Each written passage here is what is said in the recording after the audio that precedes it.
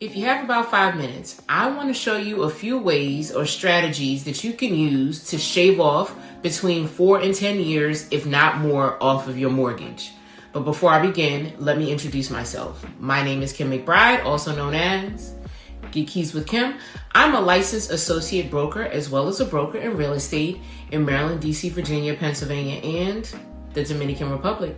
Let's get started, y'all. All right, so the first strategy is going to be to make bi-weekly payments. Now, most times when people think about paying their rent and even their mortgage, they're thinking about paying one lump sum on the first day of each month. So that is 12 payments a year, one a month. However, if you make bi-weekly payments, so if you break, let's say your mortgage is $1,200 a month and you break that up into bi-weekly payments, that's $600 this week, 2 weeks go by, another $600, that's your monthly payment. When you do that, you end up making 26 half payments, and those half payments end up equaling 13 mortgage payments versus the 12.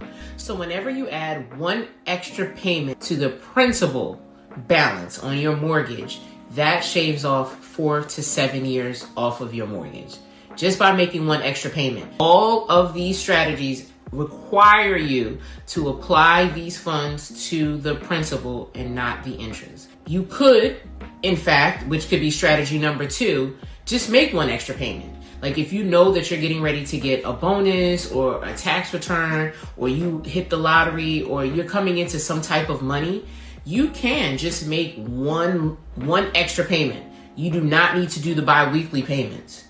However, if you decide to do the bi-weekly payments and at tax time or whenever you get your bonus, you do another payment, you have now shaved off between 8 and 14 years off of your mortgage. So for a third strategy, which I don't really recommend, but it is an option, you can always convert your 30-year mortgage into a 15-year mortgage. Now, what does that mean? That means that your monthly payment is going to skyrocket. And maybe for you, that doesn't matter. There's also another strategy, this will be our fourth one, known as recasting. I will probably do a separate video on this, but just to give you a basic idea about what recasting is a way for you to lower your monthly payment without refinancing. So in essence, if you were to win the lottery, you could take a large lump sum, put that towards the principal, and then your new monthly payment is recalculated. Instead of refinancing and getting new terms for a lower monthly payment, the lender will then say, okay, well, your balance, let's say your principal was $100,000 and you put $50,000, they'll recalculate your payment as if you only have $50,000 versus the $100,000, right? They're recalculating not your terms, but your monthly payment to make your payment cheaper. The interest rate and the loan term all remain the same. And then you can always add a little bit extra to the principal each month.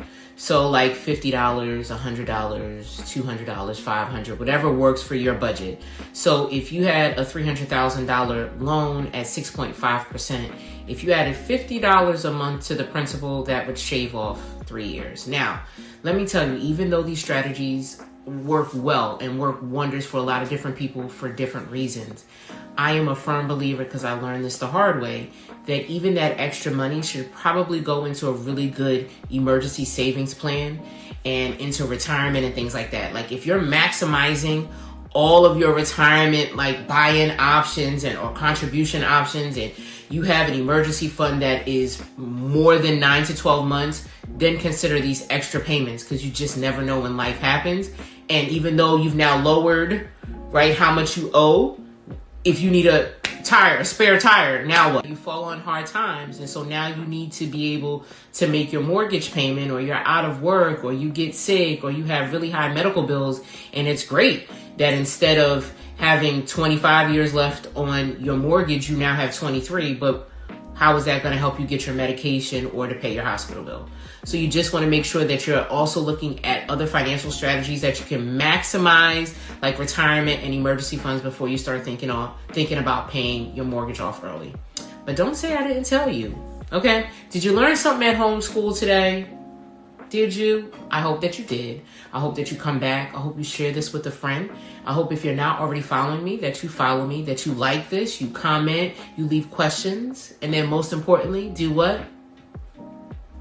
Get keys with Kim. All right, y'all. I'll talk to you later. Deuces. Bye.